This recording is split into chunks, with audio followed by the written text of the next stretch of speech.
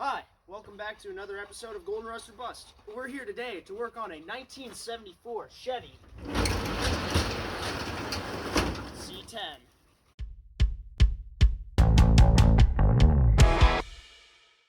So anyways, this truck has been sitting here for a while now. It was my grandpa's truck. Actually, my grandpa took my dad in this truck all the way across the United States back in the 1970s.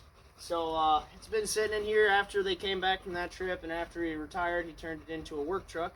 And after he got a couple of other things, other vehicles, he kind of parked it. It's sat ever since.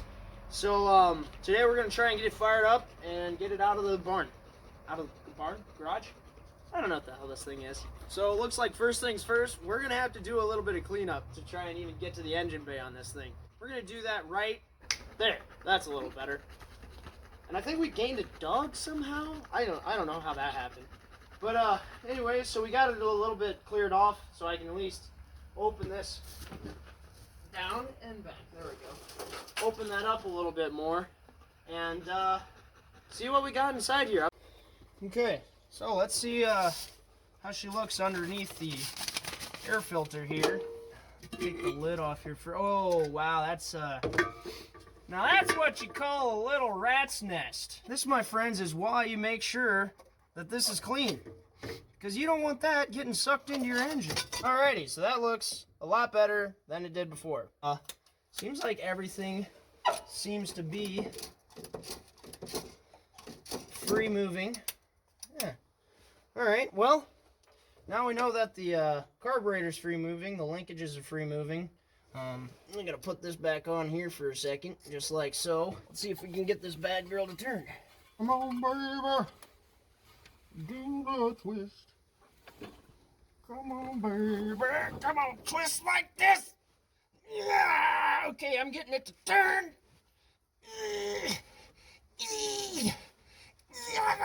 I did the grunt test. She's free.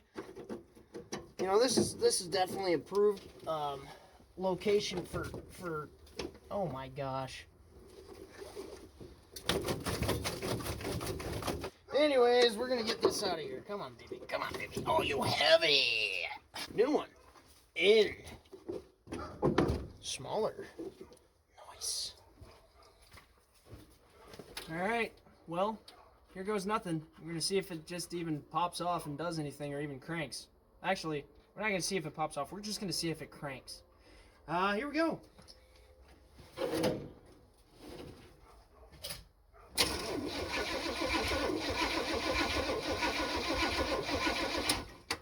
All right, we got crankage. Was it fast? No, not at all. Do you think I could probably maybe get it to spark? Maybe. We can try. Okay, it'd help if I had two people here, but I don't.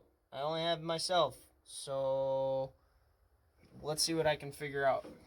So we actually do have points in this one, right down here.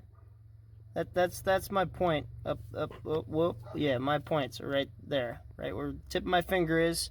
So I'm gonna get in there, clean them up, and yeah, hopefully get my spark back. Mint. And as you can see, the white powder on there, that was pretty corroded. So hopefully we got that, you know, cleaned up. Also went inside my cap and took my screwdriver and I scraped all of these all these pins here. Distributor cap pins? I don't know what you want to call those. So after cleaning this up, cleaning my points up, it's time for me to put everything back on and see if we can get this thing to fire up.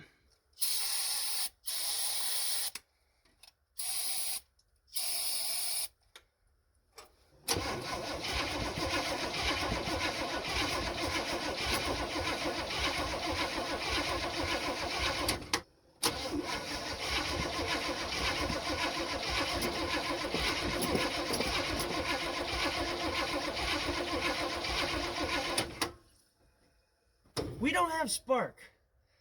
And why don't we have spark is the question. Got the distributor cap off. Got the coil wire off right here. Let's move this so you can see what's going on.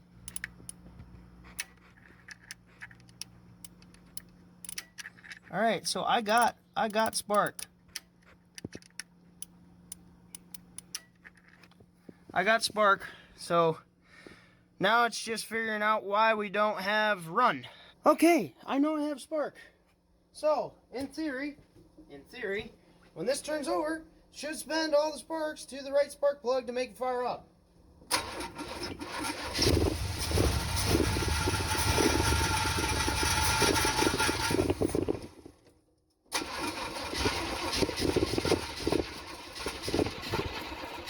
Okay, that was promising. So anyways, what I had to do was I disconnected the old fuel line. Then I had to go into my grandpa's fittings, and I found a male end that went into to another male end. Then I found a double female, and then another male, and then I, did the old-fashioned put the thing in the hole, gravity fed all the way up above. All right, and then I got it to there.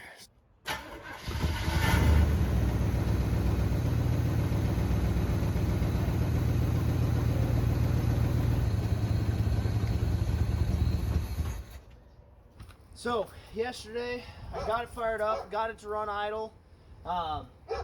However, my phone died, so that part of the footage, it's gone. It's gone. As you can hear in the background, Grandpa's got the compressor fired up. We're gonna have to blow up the tires on this thing, get it down off the blocks. Well, Grandpa has the tire changing machine out. I haven't seen this thing out in a long time. So what we're gonna do is we're gonna take the tire off of the rim that is really severely rusted. We got a really good rim and a really bad tire, and we got a really good tire and a really bad rim. So we're gonna take the rim, or the tire, off the rim of the one and put it on the good rim of the other, if that makes sense. All right, Grandpa, what we're gonna have you do is walk us through this tire machine here and how to use it. We'll take your rim and tire. Okay. Put the valve stem towards this side. Okay.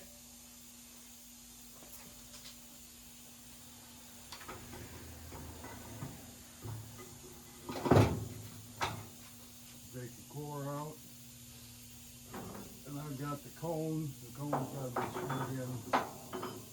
Now, demounting usually goes pretty good.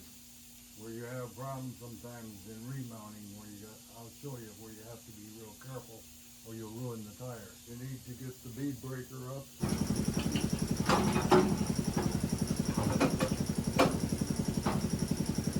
Left hand up here. Left hand.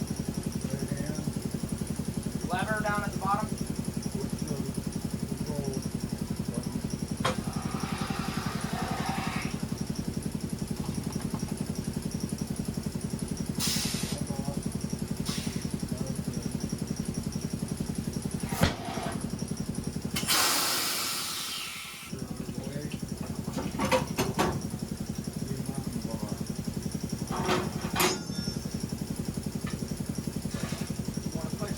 Down. Yep, I got room. Don't let go of the bar. Okay. And right back up and take the teeth out.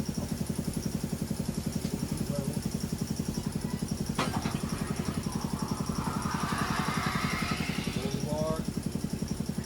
Pull the bar out. Down in here.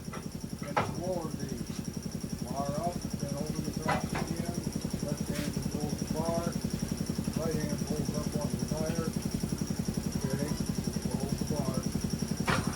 Right. Doing fine. Previously monitored first tire.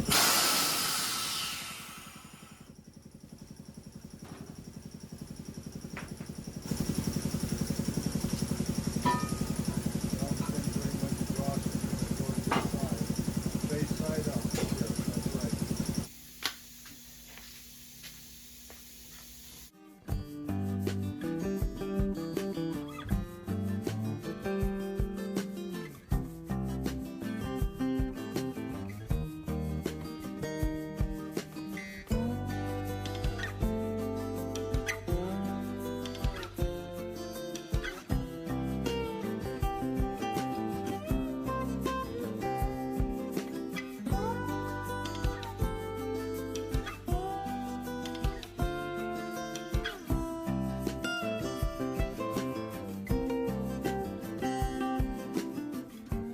All right, what's our next step here, Grandpa? Well, we'll try just the tire lubricant on it and see whether we have any luck. If it doesn't work and we have to, we'll go to the rim seal or the brake fluid, one of the two. Now, like that. That makes a difference. Tire. This way I'm going to hold the cart. Okay. And try to get the bottom bead and get it down and close the cap. Your bar, your left hand, and that's it. When you push the bar, you're not killing snakes. Push it as slow as you can. So you can see if we're running into a problem with the bar trying to dig into the bead, there's bead on the tire. So push it slow and push it. And as the tire starts to go down, you keep pushing down on the tire over here to swallow it. Okay. Because the bead is going to have to go ahead.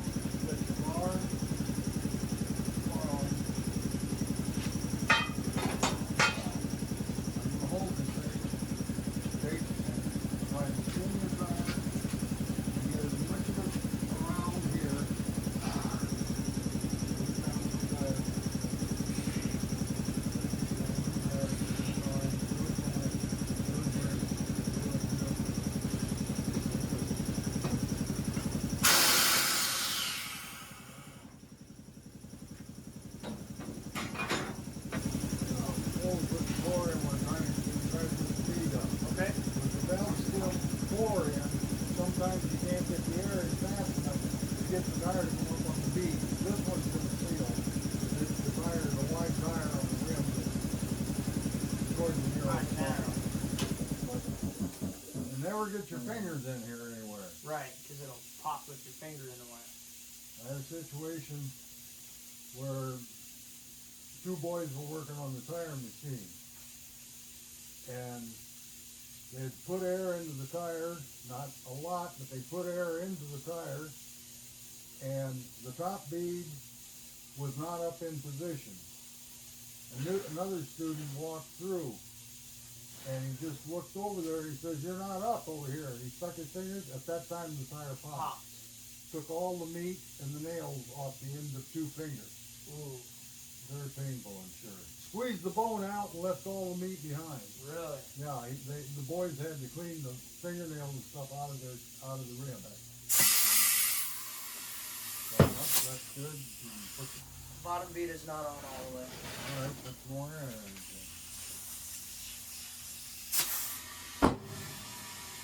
This is basically dish soap with water, and now just take it and spray it around your rim edge here. We're going to be looking for bubbles.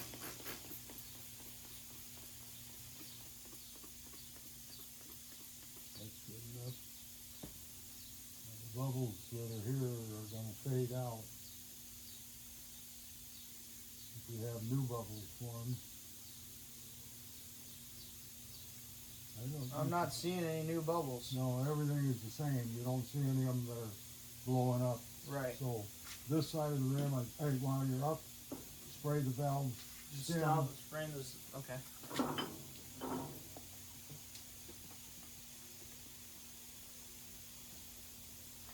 Okay. All right. Yep. So no leaks on this side.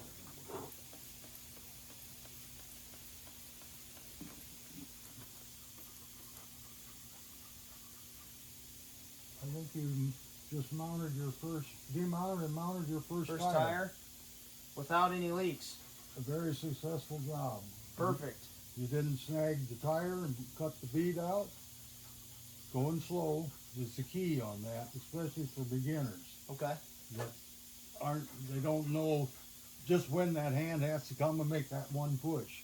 So you don't have to kill snakes. You just push it down slow and let the bar come around. And do its work. And then you can see what's happening, whether this side is too high up into the bead seat and there's not going to be enough room for the tire to shift, because this side of the tire has to shift down in order to be room for that side to pop over the flange. Got it. Perfect.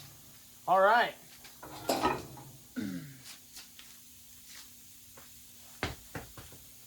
I used to be able to pick them suckers up like that.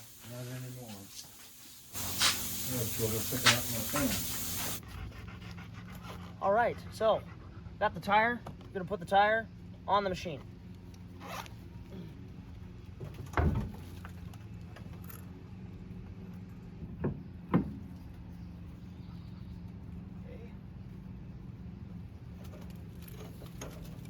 Rust falling all over me. All right, so we got the tires started on. All I have to do is put some oil on those threads and make sure that they're not gonna be seized on there. Then we're gonna tighten up those lug nuts and probably be able to drop this thing back down on the ground.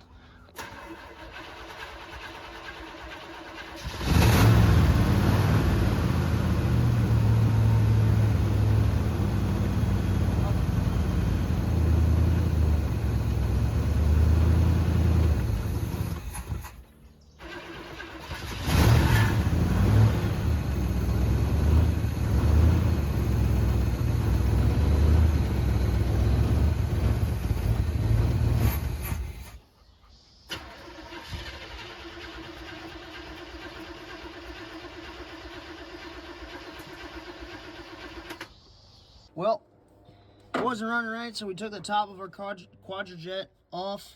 We're just going to be looking around to see if there's anything out of the ordinary, see if we can free up anything and get this thing to run right. So it looks like there is gas in the bowl. It looks fairly clean down in there. There is gas down in the bowl.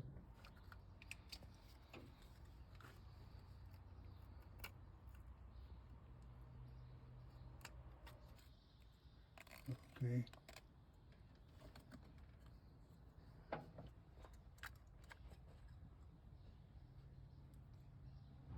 Looks clean down inside there. It's not all gummed up or anything. All right, so I'll show you our setup here. We got the carburetor all put back together. Everything looked pretty good in there. We got our hose, which goes down and around in here, right to a nice clickety-clack Edelbrock fuel pump, inline fuel pump. And then the line goes over and around and up and over the thing and back down and then up to our tank, which is up there. So, yeah, and somebody just has to ride and hold that there, and then, you know, the pump will do the pump thing. So somebody just has to sit here the whole time.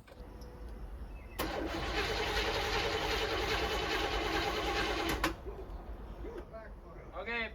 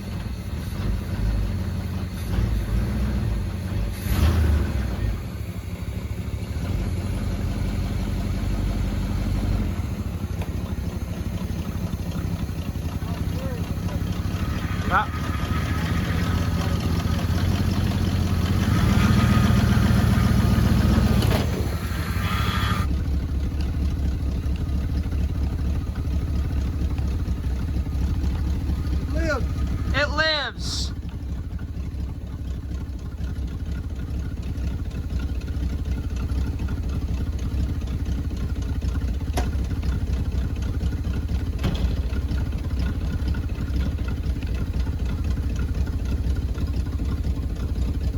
She's very, she's rustier than I remember.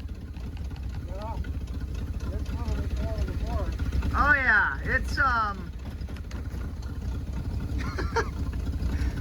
I don't think she'll ever be roadworthy again. That's not a bad had idle for sitting for what, 5 years? Well, I'm going to take you a walk around this fine machine. As you can see, she is very, very rusty. The back here is the bed's held up by a 2x4. That's factory. And, well, the leaf springs, I think they're all just one piece of metal now. And it's just crumbling away, just bit by bit, you know, and it's weight reduction. Isn't that right, Grandpa? Yeah, we need to film the inside. Now all this stuff has to come out. All these tools have to come out. This is my tool truck. There's everything in the world in there.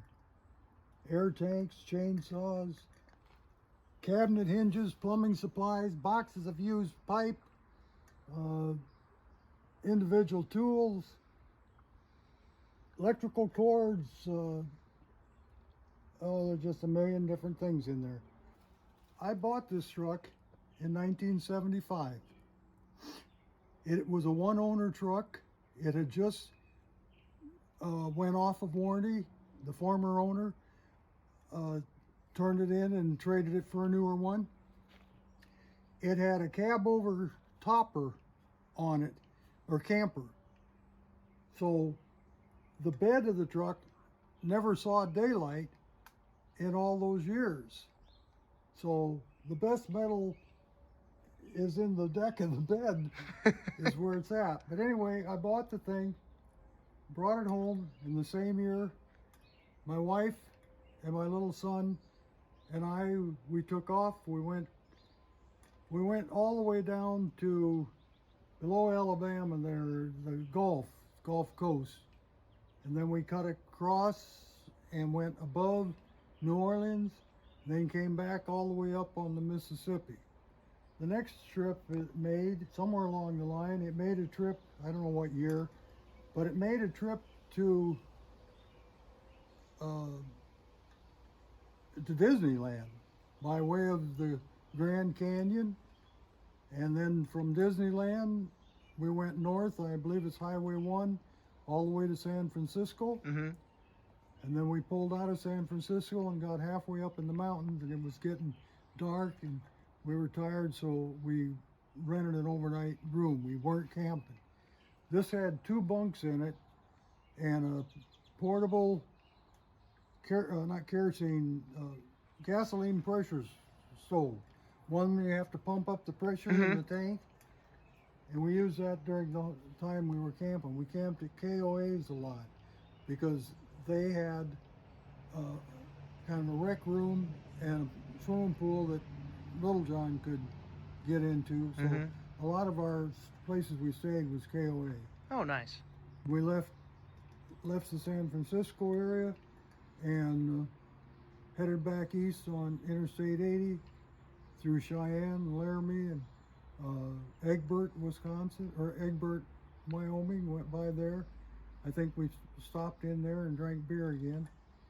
That was the main trips. If there was another one, I don't remember what it was. And then Dad, he used to sleep up there on that bunk right there. So, well, we got it out of its grave. And now that it's out, we're going to be doing a lot of unpacking, as you can see.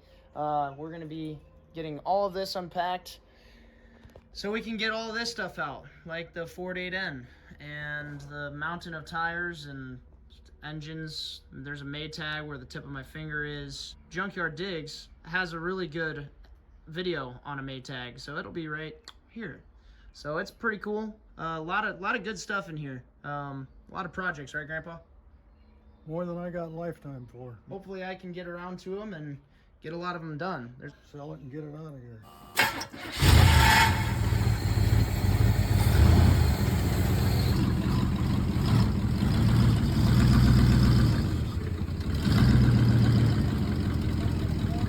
You're right up to the lawnmower.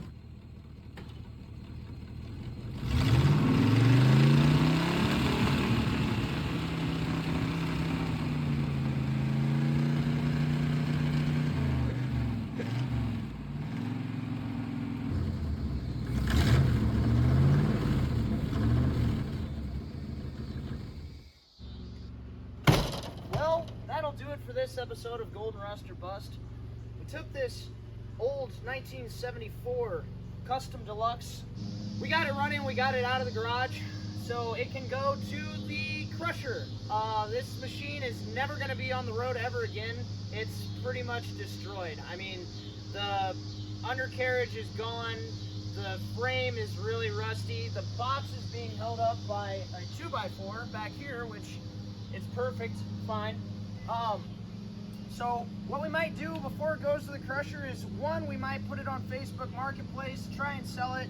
It's got a lot of really good parts in here, and I really don't want to see any of that stuff get crushed if somebody can use it. Same with my grandpa. As you can tell, if it's got a use around here, we keep it or we try to save it. We're going to put it on Facebook Marketplace, or we're going to take it to the crusher. So if it does go to the crusher, however, I am going to steal the engine and the transmission out of it and keep the engine and the transmission, just maybe for a future thing. Maybe a 35 Chevy Coupe that has a Ford engine in it. I don't know. We'll see what happens in the future. So thank you guys for watching all the way to the end. Grandpa, is there anything that you'd like to say? Long day and the pizza's getting cold. Long day and the pizza's getting cold. Throw the charger inside the truck. Okay, charger's gonna go inside the truck. If you watch this far and you like what I put out, make sure you like, subscribe, hit that notification button so you can see when I put content like this out. Go and like my friends, Junkyard Digs, Junkyard Mook, Pole Barn Garage, Thunderhead 289, Cars and Cameras, Jeremy Rhydes. The list goes on and on. I could be here all night just naming people off. And as always, keep those wrenches turning.